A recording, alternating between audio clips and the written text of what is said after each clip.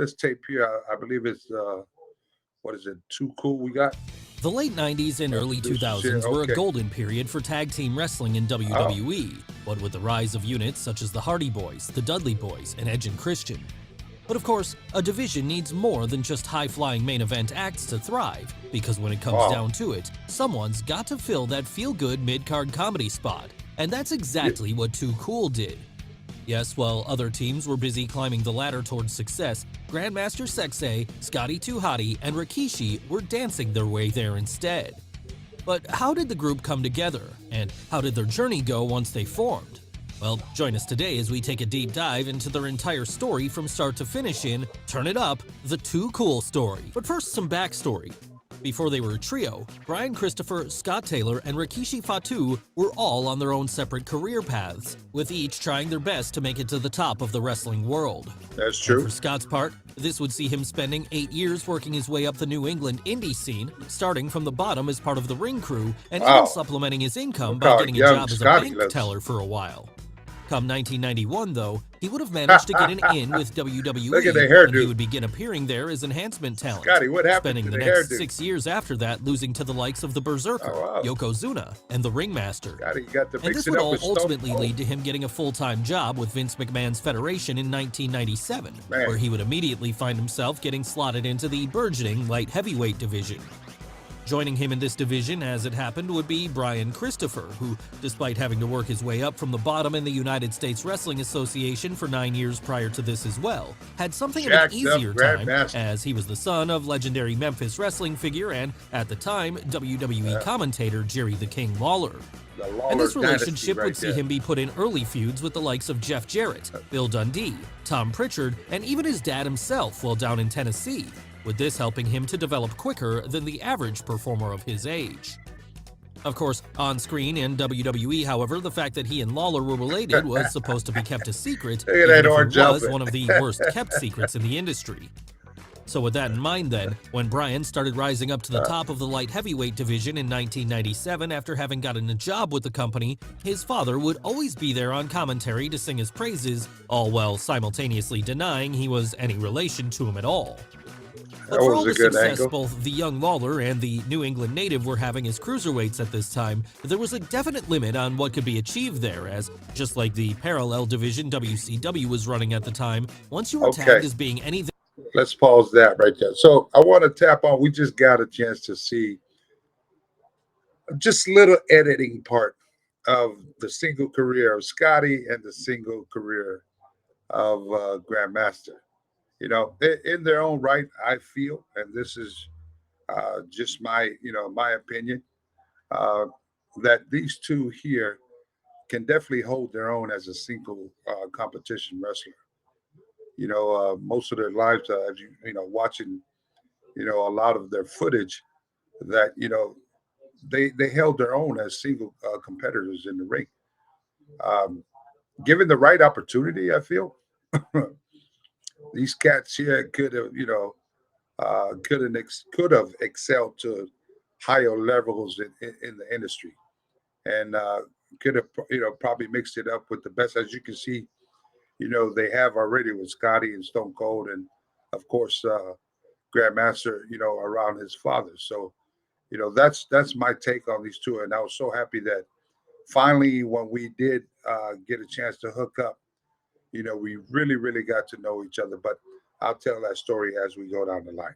All right, let's roll the tape. less than a heavyweight, you were never going to make it to the upper card, and were certainly never going to achieve a main event spot. So realizing they would have to do something to give themselves an extra boost then, Taylor and Christopher teamed up together for the first time in early I beg to 1998 differ. during You the said Tag Team never a Battle main Royal event. at WrestleMania 14, hoping that by combining their powers there, they would help each other rise to the top of the division. And this unit would quickly prove to be fruitful for them Let me go ahead and Taylor pause on that, just so I can kind of comment on what this guy has said about. It seems like I don't want. Let me say, I don't want this for you guys to think that it was Scotty and Grandmaster why they never risen to that next level in professional wrestling. You have what it's called those that creative service or creative control that kind of writes your, your storyline, and what they feel that with Vince McMahon, what your character should be and should not be. But at the end of the day, is those that are hired uh, by the big companies to kind of write storylines or write characters for these different wrestlers that come through. So it's not necessarily always the wrestler's fault. Just so you guys know, it doesn't matter to where the level of each professional wrestler. When you have those that are behind the scene writing that, they're given that power to write for this person, write for that person. Sometimes they need to fire those sons of bitches. Because if you can't figure out what to do with a good talent like Scotty Too Hottie and Grandmaster Sexton, then your ass need to be fired. Okay, roll the tape. Taylor initially playing more of the straight man to Christopher's egotistical antics, they would start entering into feuds with other heavyweight teams. And soon after that, seeing how over his partner was getting, Scott would start acting more flamboyantly too, as they each morphed into too sexy Brian Christopher and too hot Scott Taylor too much. Right there. But as if that wasn't enough to help them get noticed by fans, around this time, Jerry Lawler would even get in on the fun too, as he further teased everyone with his association towards Christopher by helping them to win a tag team match at the June 28th King of the Ring against the unique duo of Al Snow and his famous mannequin friend Ed, with his kayfabe reasoning for this being that he was feuding with Snow at the time. Shout out and to wanted Al to Snow, screw him out one of of the my victory. good friends. You know? After that, and the new team's feud with Al Snow would continue on for a while, with the former ECW star finding a new partner in fellow Extreme alumni Too Cold Scorpio, with this union being enough to help him get revenge against Too Much at September 27th's Breakdown in Your House. And while this may have been somewhat of a blow to them at the time, the cocky heels would quickly bounce back by picking up wins against the likes of the Headbangers, the Oddities, and the DOA. There's another good But tag if you're wondering why it was those particular teams they were facing at this time, it was because this was right before the division would blossom into the TLC era, a period when tag team wrestling became every bit as important as singles under Vince McMahon's banner.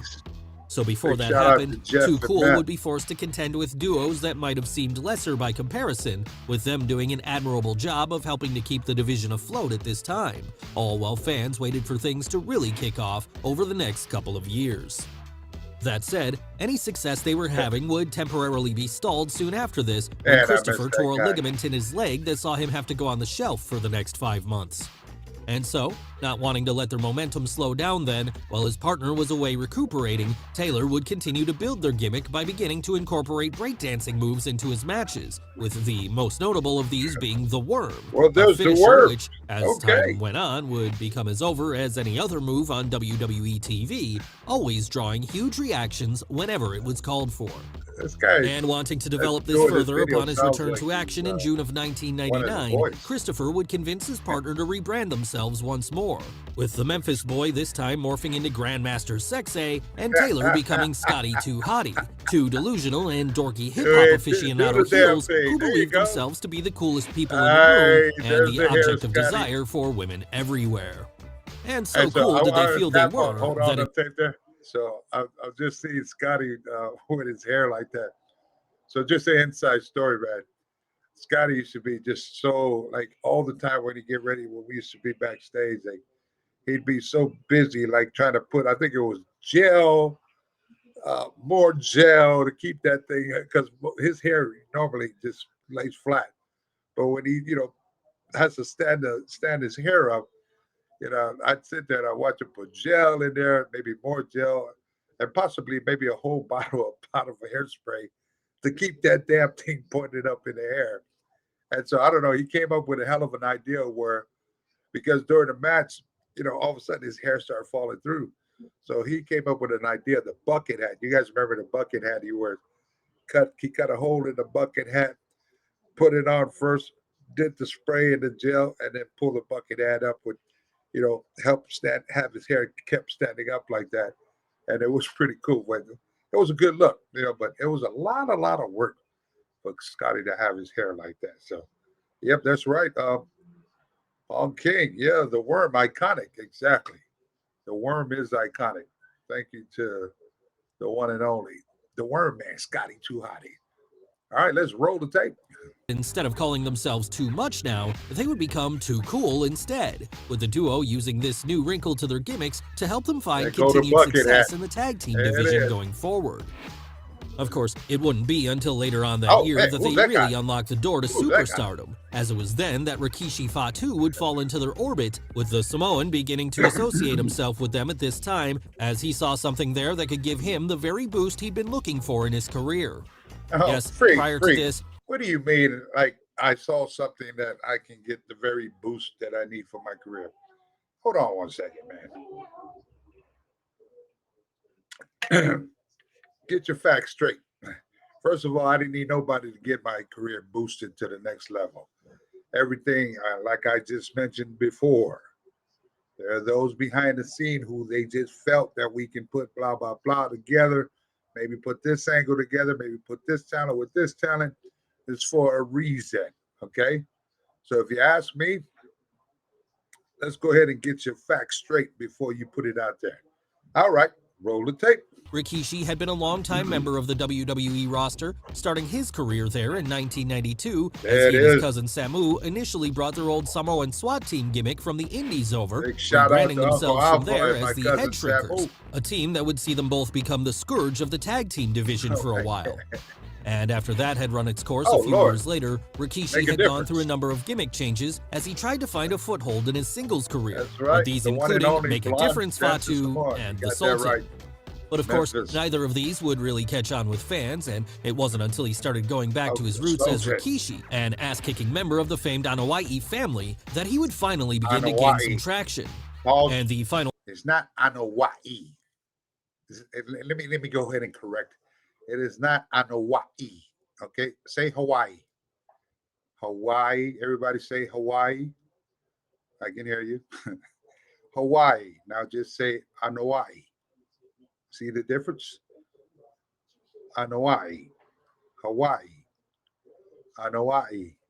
Hawaii. Not Anoa'i. Okay? Roll the tape.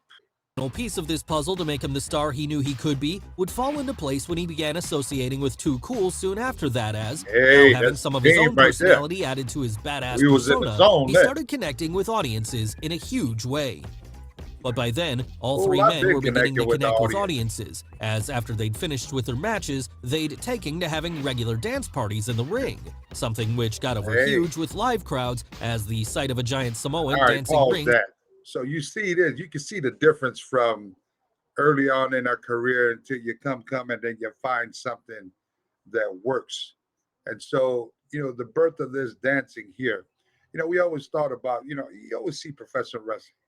I mean, for years and years, you see blah, blah, blah, the person wins, all of a sudden it's just this, and then boom, the person's out. So we thought about, man, why don't we just switch it up? How about, I was already dancing anyway back in the day in Fisherman's Wharf on Pier 39. So I thought about, what if we were, because you see two white boys and then you see a big blonde haired Samoan cat, right? You wouldn't think that we'd be able to bust a move. I said, what if we, instead of just us, they raise our hand, what if after we turn around and we just bust a move and just turn the whole arena into a big nightclub? Let's try that. And we tried that the first time. I think we tried it on Sunday Night Heat back in the day. There was a show before Monday Night Raw. Um, we tried that, and people went crazy. Before you know it, I think that same night we were on Monday Night Raw, and there was the birth of the Tuku Rikishi dance. Okay, Professor, what's happening? Professor Hart, my mom and pops used to love when y'all dance. Well, big shout out to mamas and pops, and big shout out to you too as well, Professor.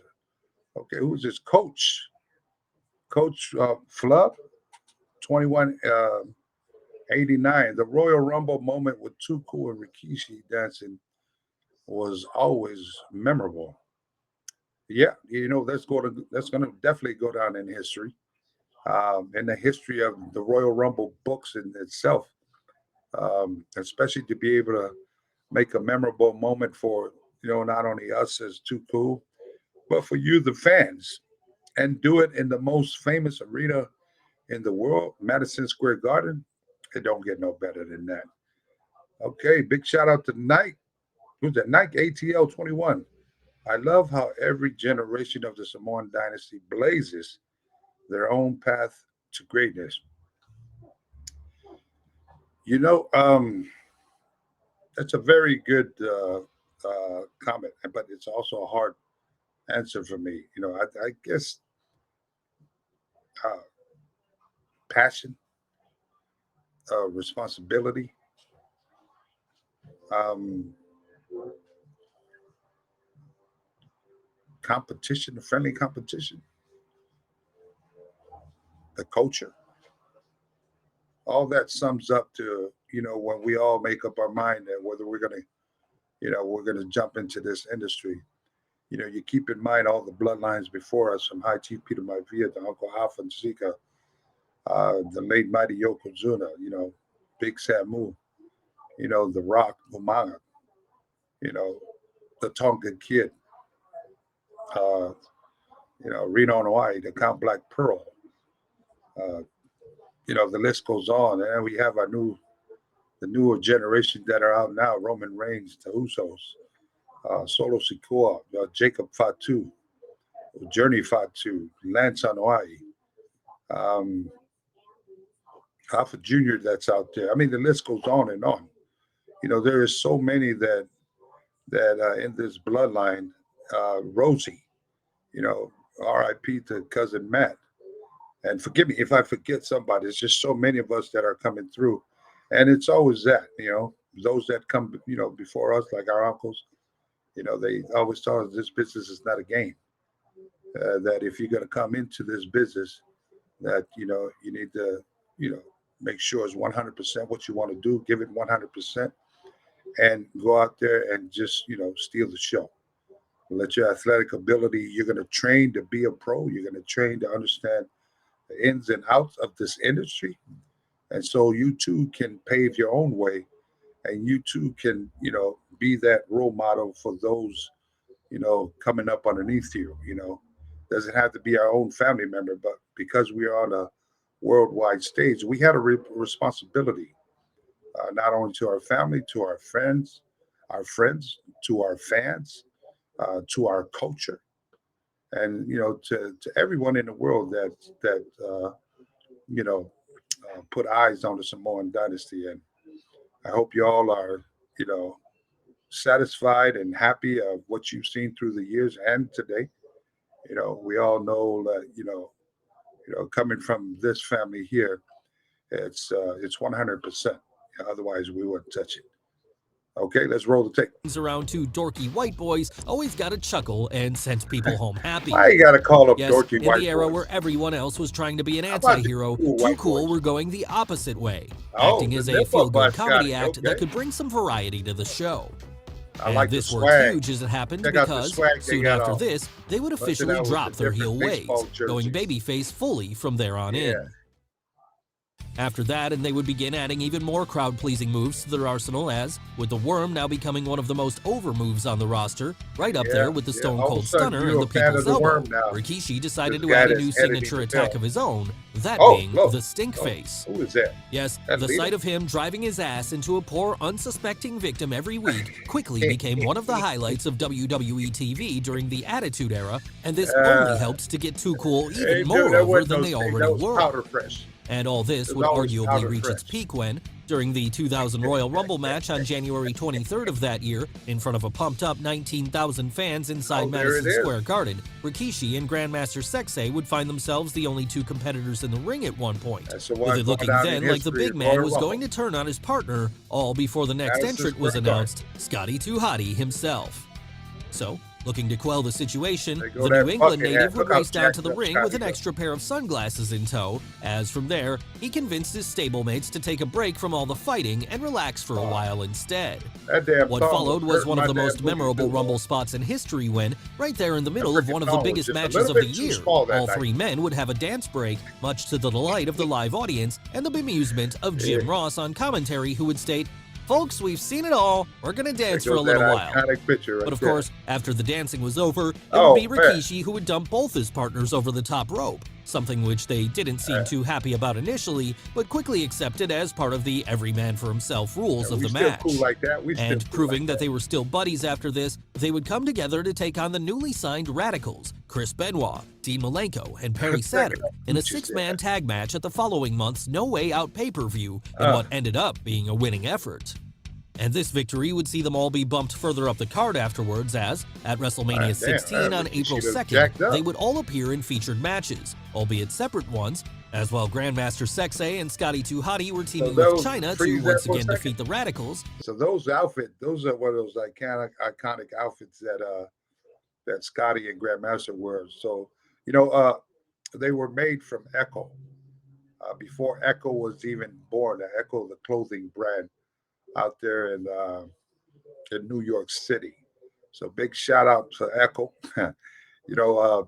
We used to always get boxes and stuff, because we were doing the hip hop thing, and back in the day, Echo didn't have my size, so every time they would send a lot of stuff, and I always have Scotty and Grandmaster size, and so they would look fresh all the time, every Monday Night Raw and SmackDown with new gears. But that one there, the white outfit with the jean jacket and the jean pants, that was probably one of my favorites there. So big shout out to Echo for lacing up Too Cool right there.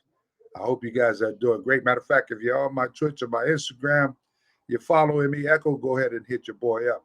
Time for us to link up again. All right. Okay, here we go. Roll the tape. Here in featured matches, albeit separate ones, as while Grandmaster Sexay and Scotty 2 Hotty were teaming with China to once again defeat the Radicals, this adding a further notch to their impressive and growing list of victories. Elsewhere on the show, Rikishi would be teaming with Kane to defeat two members of D-Generation X in Road Dogg and X-Pac. Of course, this DX feud had been going on for a while by then, though, as acting as the top heel group in the company and the de facto authority figures for the show, the Degenerates had been making life a living hell for babyfaces everywhere. So as one of the top babyface acts in the company by that point then, Too Cool would see it as their duty to try and get the better of them at all turns, with the most memorable match that featured both sides probably coming on February 7th of that year, when the Dancing Trio got to be part of one of the most heated main events. Freeze that match right there. So I want you guys to go back. Go ahead and put that screen up higher. Okay. This match here, it was me, Scotty 2 Hotty, Grandmaster, The Rock, and we also had Mick Foley. You can't see Mick Foley here. But this was Chris Benoit, X-Pac, Triple H, Dean Malenko, and I believe it was Perry Saturn. When you guys get a second, now we're probably going to bring this for the future, but this match here was probably, it was a Monday Night Raw. I can't remember, but this was the first time we all mixed it up together, 5-on-5. And in professional wrestling, you go ahead and put me back up on the screen. In professional wrestling, whenever you go out to an arena, there's what we call a pop. There's either a loud pop or a small pop. If it's a small pop or barely no pop, that means they don't give a damn. But if it's a loud pop, the fans are just, roaring and just going crazy. That's a good sign, meaning that the fans are engaged into this match. This match here is probably the only match that I've ever been a part of, as when we came out gorilla position. As soon as they seen the whole crew, all five of us together, it was so loud from the beginning of the match, all the way to the finish of the match. It was so freaking loud in there, like you can barely hear us in there doing our thing. And I want to, I'm going to have my guy do the research, and we're going to come back because I want to show this full match. And this match here, I want to critique on it. And I think it's important for you guys to understand and know what my feelings was during this match leading up to this match.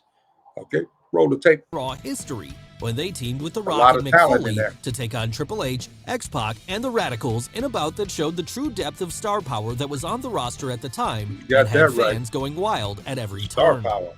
Soon after this career high, however, a Oh, there setback go to would Michael befall the Jackson. That's the babyfaces, name of that and dance. It Christopher was suffered called. yet He another named it injury. Michael Jackson. That said, once again, not content to let their momentum die Here down, come the while his worm, partner man. was out recuperating, Scotty 2 Hotty would re-enter singles competition in the light heavyweight division, even becoming light heavyweight champion for a time after he defeated Dean Malenko at April 30th's Backlash, in a match that's probably amongst the most underrated of the entire Attitude Era.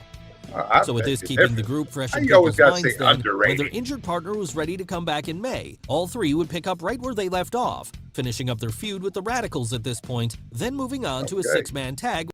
Rikishi black backflip from the clothesline was the best around. Big shout out to Vino Richie 84.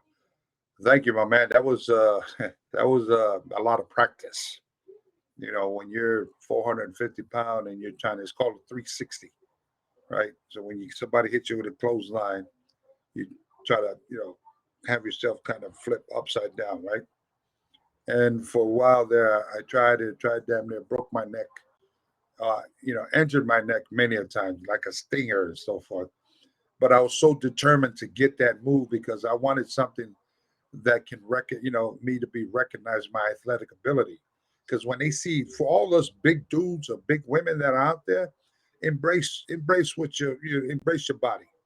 You're made that way for a reason. I mean, you're made that way for a reason. So I always felt like, you know what, they look at us like we're slow. They look at us like, do they expect us to be slow, can't move, we're not athletic and all that. So whenever somebody says that to me, I'm on a mission. I'm on a mission to prove to myself that is he right or is he wrong? And then, I'll keep practicing. And finally, when I came up with that, I'm probably the only big guy in professional wrestling to do the 360 and did the 360 the first time. So thank you very much. Big shout out to all our big people, healthy, thick people that are out there in the world. Keep doing you. Roll the tape. With Kurt Angle, Edge, and Christian at that month's Judgment Day pay-per-view where, in a moment that pleased the paying audience, they would once again pick up the win. After that victory, the team, minus Rikishi, would even get to challenge Edge and Christian for the WWE Tag Team titles on the May 29th episode of Raw. And, well, at this point, the heel champs were riding a career high of their own, helping to redefine the tag team division at every turn. On that night, it would be Too Cool who would get the better of them as they became the top tag team in the division for a while. That was a good cat right there, man. But that wasn't the only success they were having at this time as, on the June 20th episode of SmackDown, Rikishi would pin Chris Benoit after a hard-fought battle to become the Intercontinental Champion too, with this marking the trio. Pause that. This, you see these guys, I just won the belt, knowing damn well I'm tired, right? I'm blowed up. And then what do? There they come. Grandmaster putting all his weight on me, messing my hair back up. And so they both were trying to rip me during the time. And I was telling them, get the hell off of me. Get the hell off of me. I'm blown up and so forth. All right, roll the tape. Jokes. High point as a unit, as for a brief moment there, right in the midst of one of the most stacked rosters in history, they dominated the upper mid-card. There goes some more Echo outfits. And having to keep up their duties of defending these newly won titles then, they would splinter off into separate programs for a while following this as, at June 25th's King of the Ring, Grandmaster Sexay and Scotty 2 Hotty would be part of a fatal four-way elimination match for the WWE Tag Team titles, which eventually saw them lose their belts back to Edge and Christian, while in the King of the Ring tournament itself, Rikishi would make it all the way to the finals, defeating Chris Benoit and Val Venus before finally falling to Kurt Angle in the finals. Yes, well, he did an admirable job of making it to the last hurdle. In the end, the momentum of the Olympic hero was just too much for Rikishi to overcome. And if he thought the bad times were going to end there, then he was very wrong, because at Fully Loaded on July 23rd, the champ would fail to defend the... Back up just a little bit. Just a little bit. Where Rikishi's holding the belt, where I'm holding the belt, right there. Now, listen here. Tell me, don't that belt look good on my shoulder? To the last hurdle, in the end, the momentum of the Olympic hero was just too much for Rikishi to overcome. And if he thought the bad times were going to end Too there, then he much. was very wrong, because at Fully Stop Loaded lying. on July 23rd, There's the a champ look would right fail there. to defend the Intercontinental title during a steel cage Oh, match with Val Venus, with big Too shout Cool out to from Big there being Val. relegated to Val acting as the Polsky. curtain jerker at August's SummerSlam, where they would lose to Right to Censor in the opening match of the My night. man, Godfather, After Stevie that, Richards. things would collapse even further when in October Oh, of that year, that guy looks Rikishi was evil revealed right to have there. been the man who ran over The Steve bad Austin man. the year prior, kayfabe causing his neck injury as, in one of the most disappointing reveals in WWE history, he told fans everywhere that he did it for The Rock. But of course, a For the major part of the bloodline. reason this was so disappointing was that All by the then, time I was doing it Rikishi for the was so bloodline. over as a fun-loving babyface that no one wanted to boo him. Still, I know believing it. that if he wanted to get the full main event push, he would have to change his character up, Vince McMahon persisted with this decision anyway. And so, from there on, the big man would separate himself from the rest of Too Cool, with them now limping on as a tag team for a while, seemingly neutered now that a key part of their act was missing. And it's not as if Rikishi's solo run went that much better, as, after a few months of trying and failing to get him over as a monster heel in his matches against the likes of Stone Cold, The Rock, as well as giving him a big bump at the six-man Hell in a Cell match at December What 10th's is this guy Armageddon, talking the about? boss Yeah, the bump you took getting tossed off the Hell in a Cell was crazy. That's right, Coach. What's it, Coach Flub, 2189. Yeah, it was. And it hurts. I don't recommend anybody to try that bump if you're not professionally trained for it. But it's what we do as performers, as professional wrestlers, as entertainers. When you get out there, people pay hard-earned money to come watch you perform. So, you know, at any given time, these type of opportunities can come towards, you as a performer, and you got to think twice. Nobody forces you to do anything. You can either take the bump or not take the bump. But if you're trained professionally right and you have faith in your training, and you can pull that bump off, because why not? Why not go ahead and take it? But at the end of the day, know that things can happen. You know, that bump there could end my life. Had something went wrong, or not hit the correct spot in the middle of that flatbed that came out, yeah, we probably wouldn't be sitting here today talking to me on Twitch. But I'm grateful and I'm thankful that I'm still here today with you all. So God is good. All right, let's roll the tape. You would still give have up on the some whole good endeavor pay-per-view completely, matches. That's the relegating bad him man. instead to a tag And team your with theme Haku, song was as he good. failed to Thank you, even man. make it on the WrestleMania card the following year.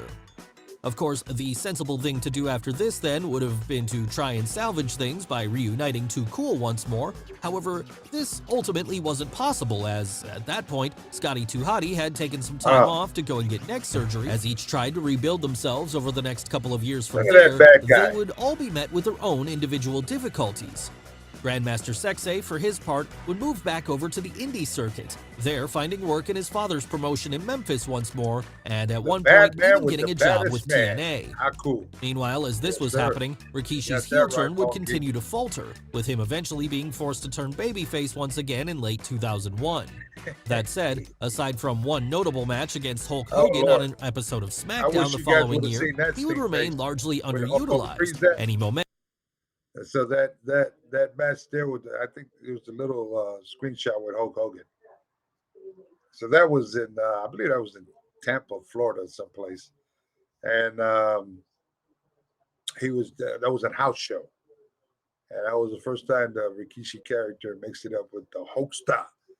I was a little kid back in the day. We all were, when we used to watch Hulkster do his thing, and then fast forward years later, here it is that Hogan's coming back during the time when Rikishi was hot, and they paired us two up in his hometown in Tampa, Florida.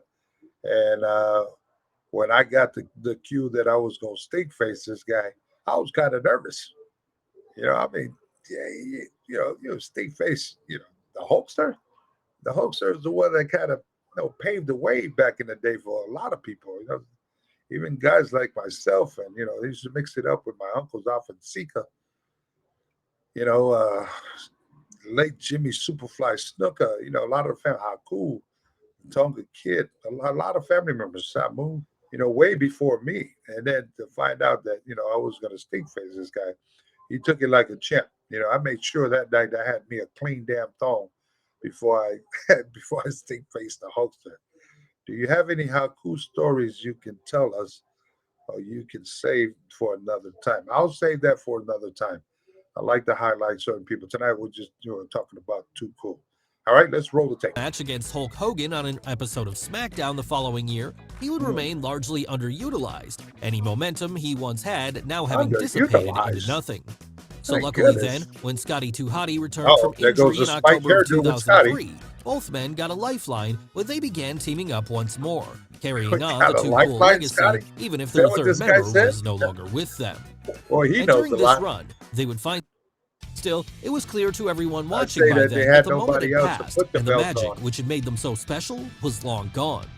That was why, come the summer of that year, they would have lost the titles and Rikishi would have been released from the company altogether, with Scotty following him out No, the I door a didn't get couple of years released. I later in quit. May of 2007. Let's get that right. After that, the original two members of the stable would briefly reunite on the indie circuit, competing in Yeah. the UWF's Live Rockin' Express Tag Team Tournament on July 19th of that year.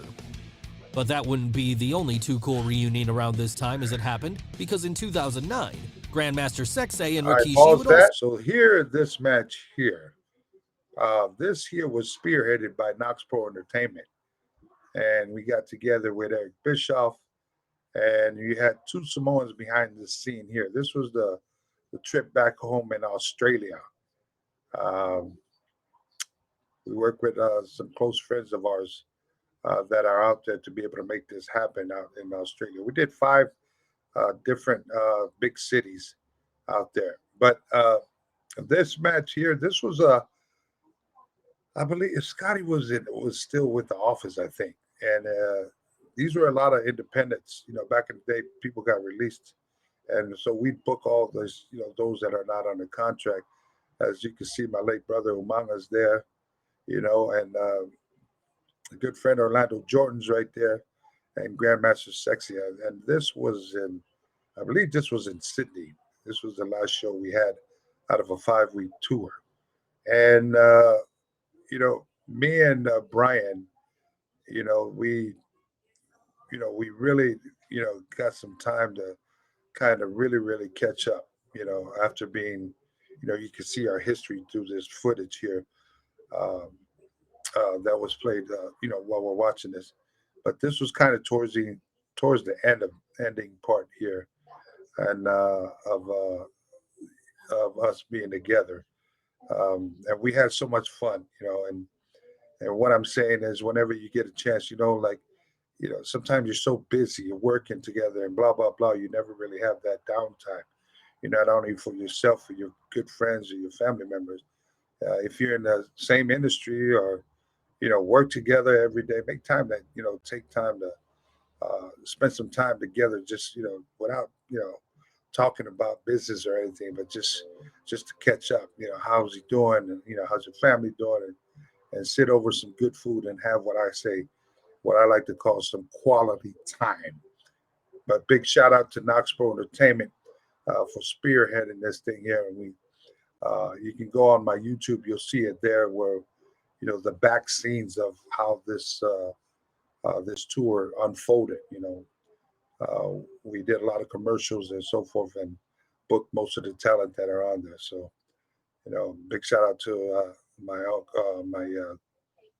younger brother there, Umanga. Ekifatu. Love you, man.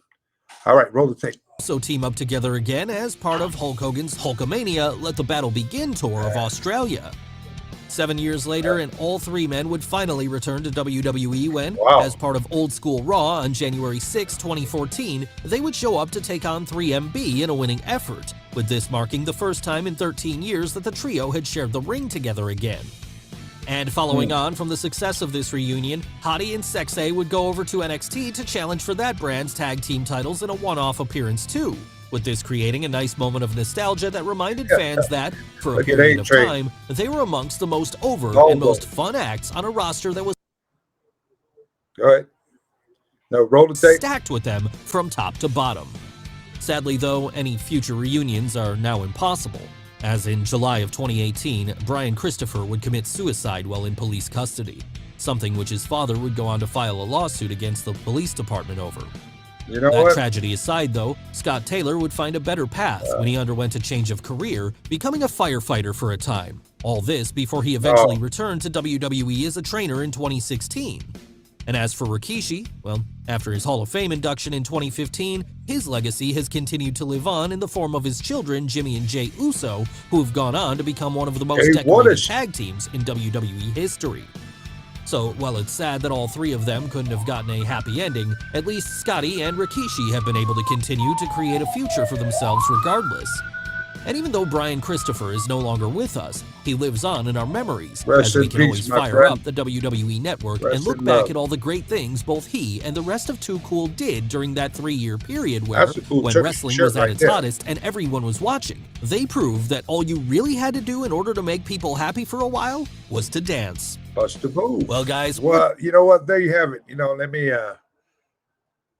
kind of commentate on this cat's here's video, and this was Wrestle with Andy. Subscribe on his YouTube. Okay, big shout out to Andy for putting that together. But Andy, get your freaking facts straight.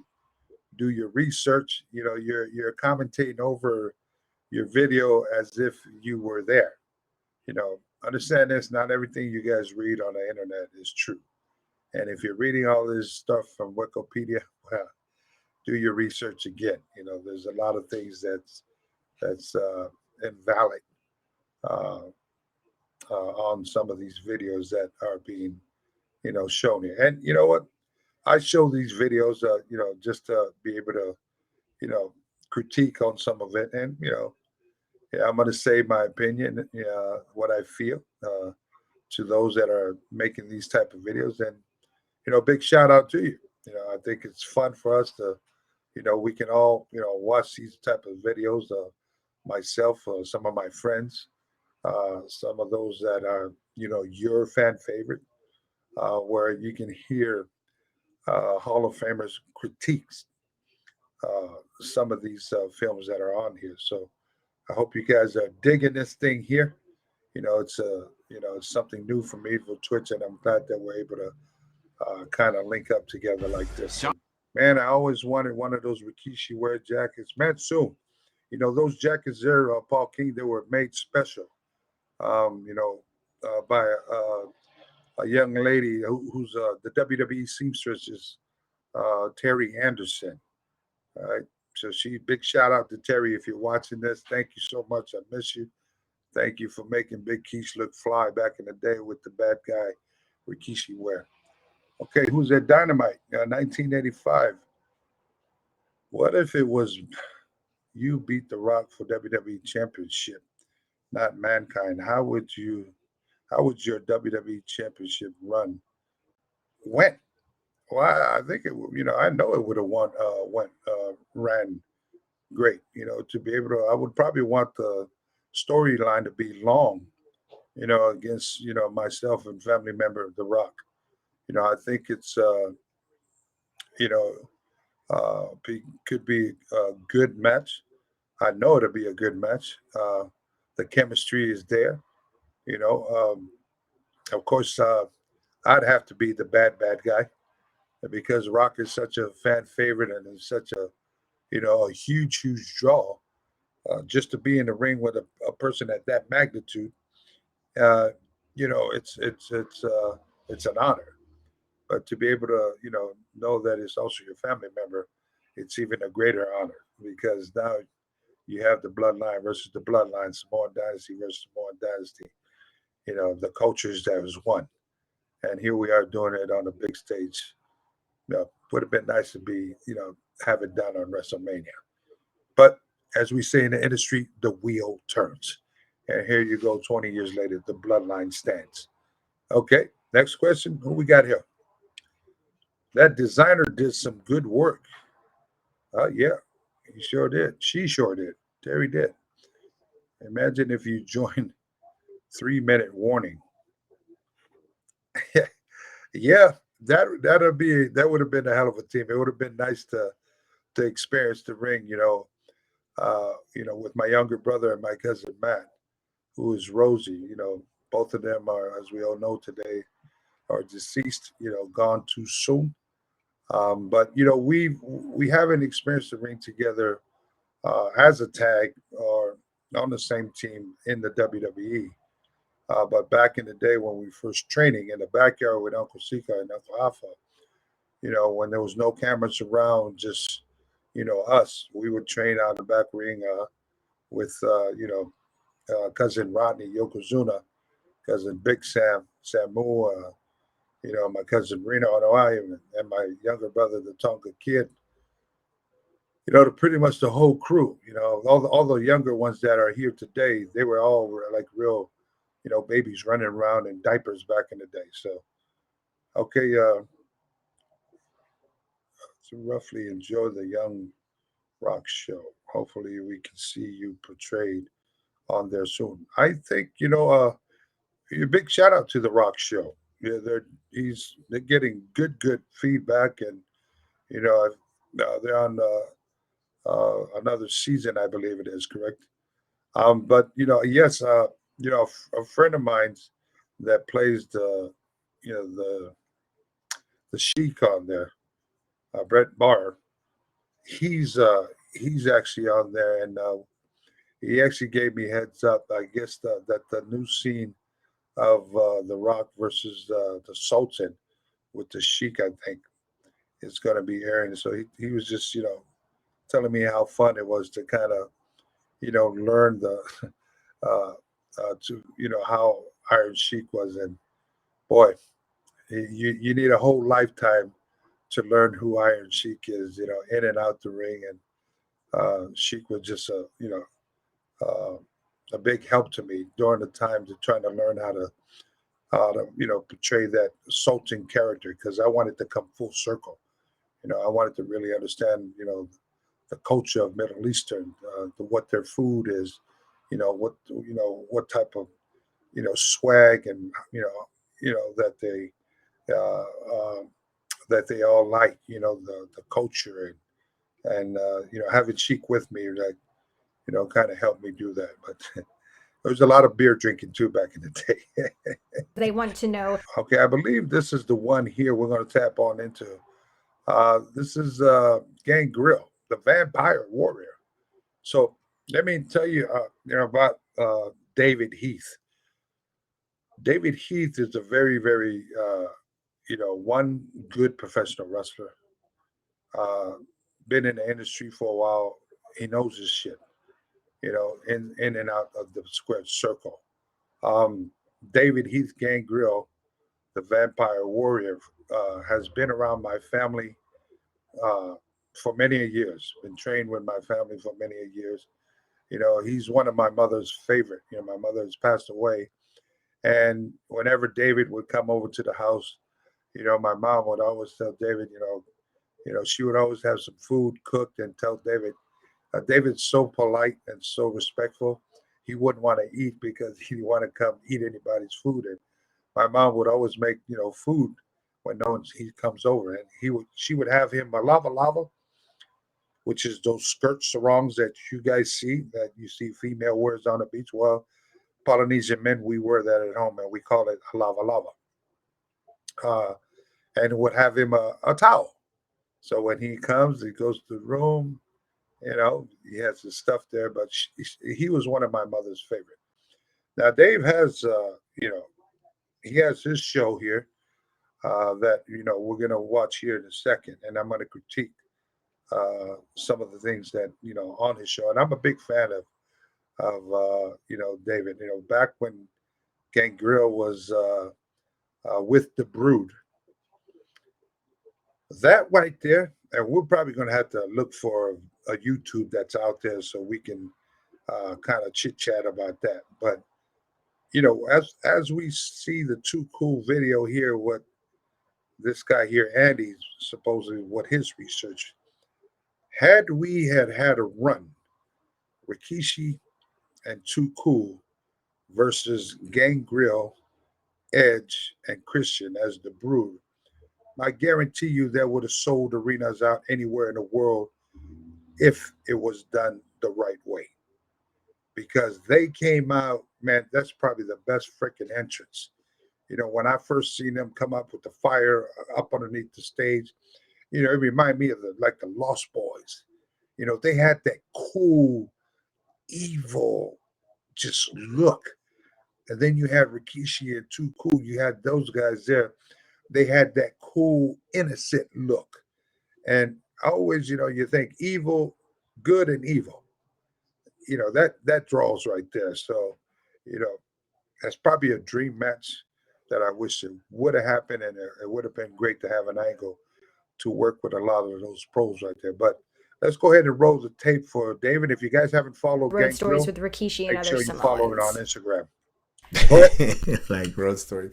There's tons and tons of oh my goodness, there's tons of stories. Okay. I could tell you that I've never seen mayonnaise.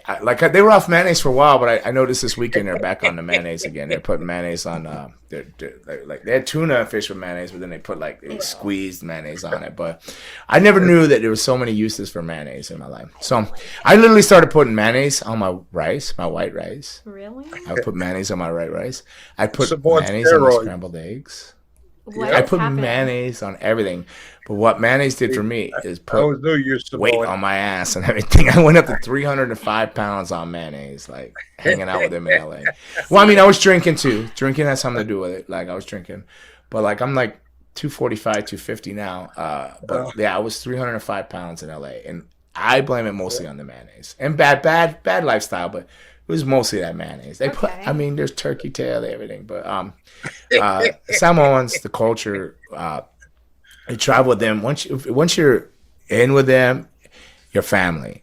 Whatever it is, your family. You're considered family. You Love you, attend David. funerals, weddings, everything together. So very cultural driven, very family driven, very loyal. But Don't cross if us. you break that circle of trust, Come on. you are alienated, and there's a death squadron sent for you. Freeze How right many there. Samoans there are? I can tell you this. Okay. You just heard it right from, the legend, the icon himself, Gang Grill. We're good people, blah, blah, blah. But you cross us, that's where the line is drawn right there. You're definitely not only Samoans, I'm talking about the whole, if you got Polynesian friends in general, Polynesians, like every single person in Polynesian, it's our culture. We're happy, go lucky, good people, give you the shirt off our back. I mean, we'll embrace you as family. But once you cross and that trust is broken in that circle, goodbye. You definitely, I mean, it's not only a goodbye, it might be a goodbye 6 feet deep, goodbye with a swollen eye, goodbye with a fat lip. you know, it's goodbye. It's just goodbye. So never, never, ever, ever cross a Polynesian. All right, roll the tape. So, all right, here's the one, but I don't want to go into a lot of detail because I don't want anybody to go to prison. Okay. So we were in Australia, and we did a show. It was coming to the end of the loop, right? It And was a Knox Pro Entertainment show. we hadn't got paid. If you know Samoans and the coupe, their money. Samoans gonna get their money. That was another show. That's if I learned anything when I was at office school and then ended up running office school, it's business. The Samoans gonna get their money. You owe them money. They're going to get their money. So it's the end of the trip, and we were supposed to fly home. I'm not sure if they changed their flight to a later flight or no, whatever. Yeah, we did. We changed it. But what I learned is Samoans have family on every planet, continent, state. It doesn't matter where you are. There is a herd of Samoans somewhere just waiting on go. Like, We'll they hit find that you. bat We'll phone, find them. Samoan, We'll go. find them. And they sent out a crew. I don't know what they did. I do know what they did, but I don't want to say it out loud. There was some holes put in the house somewhere. But by that afternoon, every last one of us got paid.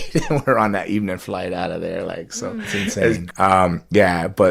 So if you're in their circle of trust, don't breach it. Because if you're out of it, I can't guarantee what'll happen to you, man. But I love. I OG'd in with Alpha, and then I traveled a lot with Samu and Junior Akishi, and then I was best friends for the longest time with Reno IE, Count to California, to Black Pearl. Like, and that's crazy, man. They are so All of gangster. that.